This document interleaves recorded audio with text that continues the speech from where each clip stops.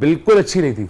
तो बाद में तो इंग्लिश में थिएटर किया उन्होंने। इंग्लिश मैंने कहा ना, वो उनकी शख्सियत को मैंने कहा ना, मैं कोशिश कर रहा हूँ कि मैं मुख्तसरान आपको बताऊं, उनके प्रोग्राम के दौरानी के हवाले से बात कर रहा हूँ मैं, कि उन्होंने इतना ग्रूम किया अपने आप को, इतना ग्रूम किया कि आप ये देख लें कि हमसाया मुल्क ने, उसमें दिलीप कुमार साहब ने कहा कि ये जो हमारी मूवी बनी है, इस मूवी के कामयाबी का जश्न है, उस प्रोग्राम को जो कंडक्ट है वो मोइन करेंगे, वरना ये प्रोग्राम नहीं होगा।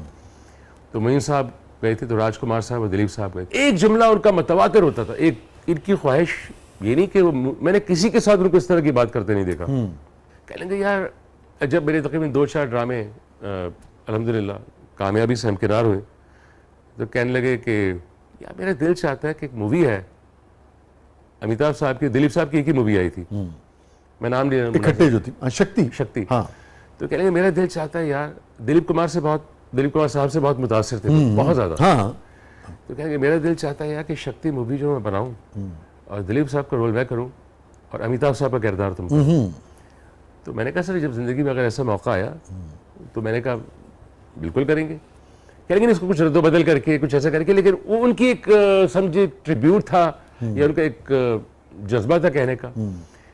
मोइन साहब की जनरोसिटी के हवाले से भी बहुत बातें जो हैं वो आती हैं, बहुत अच्छी बात है जी। इस हवाले से आपका कोई मुशाहिदा या तजुर्बा अगर रहा हो?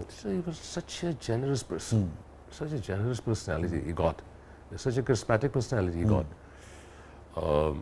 जितनी दफ़ा भी मैंने उनको देखा है, ये नहीं वही वाली मिसाल जब सुनते हैं कि एक हाथ से करो दूसरे हाथ को खबर न होने पाए, तो वो ये काम करते रहते हैं। यानी कि मेरा अगर हाफजा ठीक काम कर रहा है तो उनकी जो जनरोसिटी थी, इसके हवाले से अहमद जावेद साहब ने भी गुफ्तगू की और बड़ी उन्होंने तारीफ़ी कलमात जो हैं वो मोइन साहब के लिए अदा की, उनकी ये जो पहलू था उनकी शख्सियत का, तो बड़ी अहम बात है ये। और आजिज़ी का ये आलम जी, कि मैं किसी काम से या किसी शख्सियत या किसी शख्स के हवाले से मैं उनसे कुछ मुलाकात करना चाह रहा था, तो मैं उनके घर एक ही दफ़ा गया था अकेले, जब बाबा चले गए थे दुनिया से।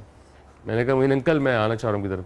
हाँ तो आ जाओ, शाम को आ जाओ यार 5-6 बजे। मैंने कहा दोपहर में मुलाकात नहीं हो सकती? कह लेंगे यार सुबह तो मैं सोता हूँ। हाँ, लेट सोते थे। उस जमाने में के प्रोग्राम्स इतने होते थे, जिस तरह के सोशल एक्टिविटीज जो होती थी, जब सोशल मीडिया नहीं था तो लोग सोशल थे। हाँ, तो सोशल बहुत थे, मीडिया नहीं था लेकिन सोशलाइजिंग बहुत थी। आज भी का ये आलम है कि मैं उनके घर गया, तो उनके कमरे में, उनके बेडरूम में चारों तरफ सिर्फ शीशे थे, अजीब सा शलवार कमीज जो इस्त्री भी नहीं हुआ था, सो के उठे थे, बाल बिल्कुल बिखरे हुए थे और यूं करके बैठे, हाँ बोलो क्या, अच्छा चाय पीते हैं, ये करते करते। अब मैं देख रहा हूँ एक आदमी के अंदर एनर्जी थोड़ी देर में आने वाली है, वो तो जो ट्रांसफॉर्मेशन थी ना वो काबिल दीद थी। बैठे तो घड़ी नहीं देखी, सामने रखी थी घड़ी, सुन के सारी बात कहेंगे अदनान तुम बात करते जाओ, मेरे तैयार होने का वक्त है। तो मैंने कहा आपको तैयार होने के लिए क्या करना है? कहेंगे मुझे ही तो करना है। भाई वो शख्स मेरे सामने उठा है, वो गए हैं, उन्होंने अपने शूज़ निकाले, मेरे सामने उन्होंने बैठ के उनको पॉलिश किया है मोइन साहब ने। जी, अपने कपड़े खुद आयरन किए हैं। मैंने कहा मोइन भाई एक बात बताइए, इतने सारे मुलाजिम आपके पास हैं, तो ये क्या मतलब, क्या क्यों?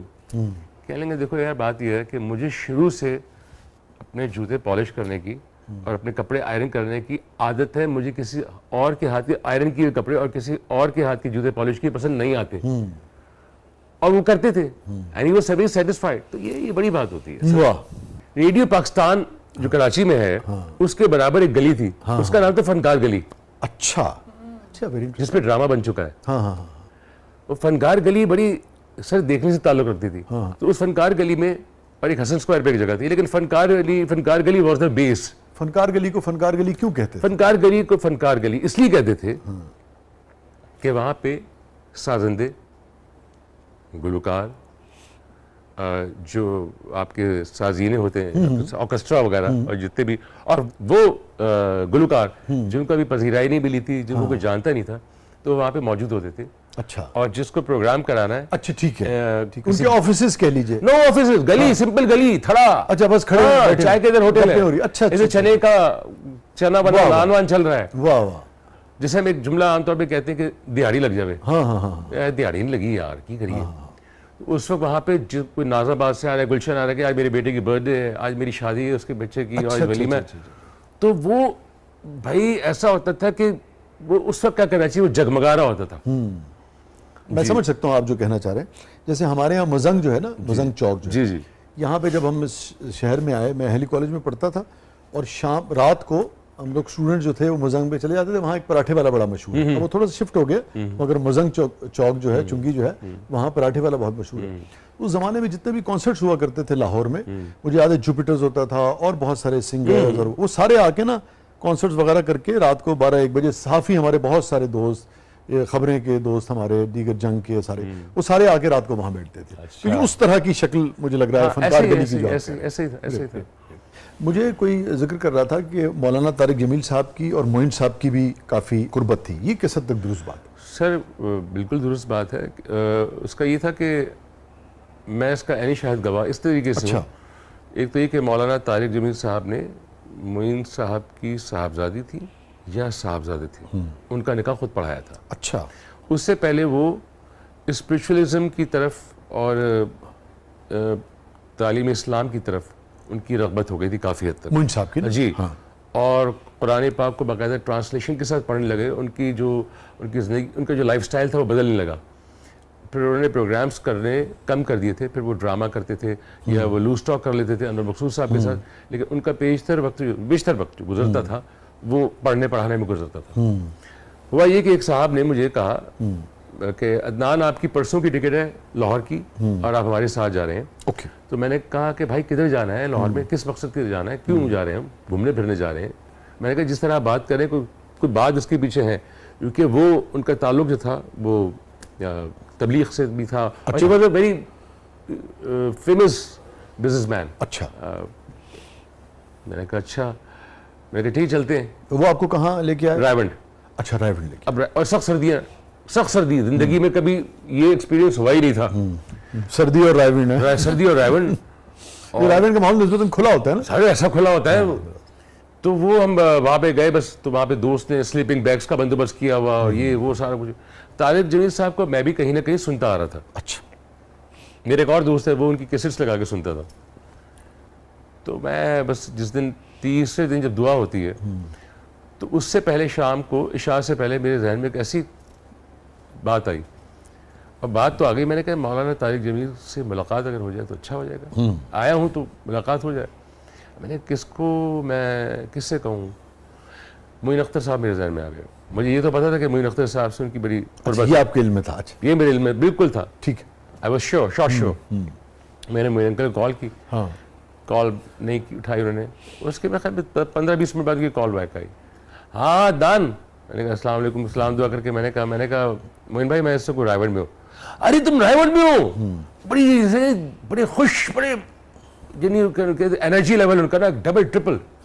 मैंने कहा हाँ, एक साहब मुझे लेके आए थे, तो एक एक्सपीरियंस था लाइफ का, मैं करना चाह रहा था कि क्या होता है। तो मैंने कहा एक एक्सपीरियंस अच्छा रहा, बड़ा अच्छा लगा, अच्छे लोगों से मुलाकात रही और अच्छे लोग हर जगह मिल सकते हैं। मैंने कहा मौलाना तारिक जमील से मुलाकात करना चाह रहा था, अगर बासानी हो सकती हो। कहने कि तुम फ़ोन रखो ज़रा, 2 मिनट के लिए फ़ोन रखो, मैं तुम्हें कॉल बैक कर रहा हूँ। मैं बमुश्किल 2 मिनट के, मतलब उनके 2 मिनट पक्के होते थे। उन्होंने कॉल किया मुझे, कहने कल सुबह दुआ से पहले, आपका मुझे नाम भूला लेकिन उनके नाम के साथ डॉक्टर लगा हुआ था। डॉक्टर साहब आएंगे और आपकी मौलाना तारिक जमील से मुलाकात कराएंगे। तो वो जो मेरी मुलाकात हुई थी मौलाना तारिक जमील से, वो मोइन अख्तर अंकल के तवस्सुत से हुई थी। और जब मोइन साहब रुखसत हुए हैं दुनिया से, तो आप कराची में थे उस वक्त? जी सर, कराची में। अच्छा। नहीं, मैं कराची में नहीं था, सॉरी। यस, मुझे याद आया। वो भी एक अजीब सा अलमिया था मेरे लिए। वो तो सबसे ज़्यादा खतरनाक अलमिया था। I was in Bahawalpur. अच्छा। सलीम शेख साहब का ड्रामा था अनोखा लाडला, उसके 3 सीजन बने थे, तो उसका पहला सीजन था। तो सबा हमीद साहिबा, मैं, मेरी बेगम, वो भी एक्ट कर रही थी उसमें, मेरी, और ख़याम सरहदी साहब, बड़ी कास्ट, ह्यूज कास्ट थी। तो उनको स्मोकिंग मना हो गई थी, स्मोकिंग नहीं छोड़ते थे वो, हार्ट अटैक्स के बावजूद smoking, he was not quitting. अब मैं शॉट देने के लिए सब रेडी है, इतने में सबके फ़ोन में टंग टंग टंग टंग टंग टंग हो रही है, एक साथ होनी शुरू हो गई। मैंने कहा ये एक साथ मैसेजेस आ रहे हैं। मैंने कहा ये it can be A coincidence. इतने में सबा परवेज साहब बोली मुझे चले गए। तो मेरे मुंह से बेसख्ता क्या जो निकला वो बड़ा अजीब सा निकला। देखा तो ये वो इस तरह का।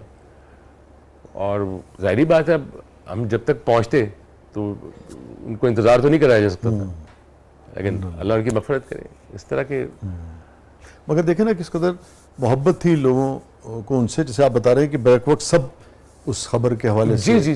परेशान थे और देखें शादी बात शेयर कर रहे थे। बात यह है कि मोइन अख्तर साहब कैसे कैसे लोग गुजर गए, अगर मैं इसको यूं मान दूं कैसे कैसे लोग गुजर गए, तो उस हवाले से मोइन अख्तर साहब, शकील अंकल, जमशेद अंसारी अंकल, बेगम खुर्शीद मिर्ज़ा, अर्श मुनीर साहबा, खुद आपके वाले साहब, हाँ, मेरे वाले साहब नूर मोहम्मद लाशारी, कुर्बान एक जाए। तवील यस, फहरिस्त नूर है। मोहम्मद लाशारी क्या एक्टर थे वो, हाँ क्या अदाकार थे। हाँ, ये तो आपने जिक्र जैसे अब हम करते चले जा रहे हैं तो कई नशिस्तें हमें सर मैं चाहिए कह रहा हूँ ना, मैं यानी मैं इतने नाम हैं ऑलमोस्ट शायद ही शोबिज़ इंडस्ट्री का उस वक्त का कोई ऐसा शख्स, मेहदी हसन साहब, उनसे मुलाकातें रही आप? मेरी मुलाकात बहुत अच्छी रही और उनके सामने ही मैंने उनकी गज़ल उनको सुनाई थी। अच्छा।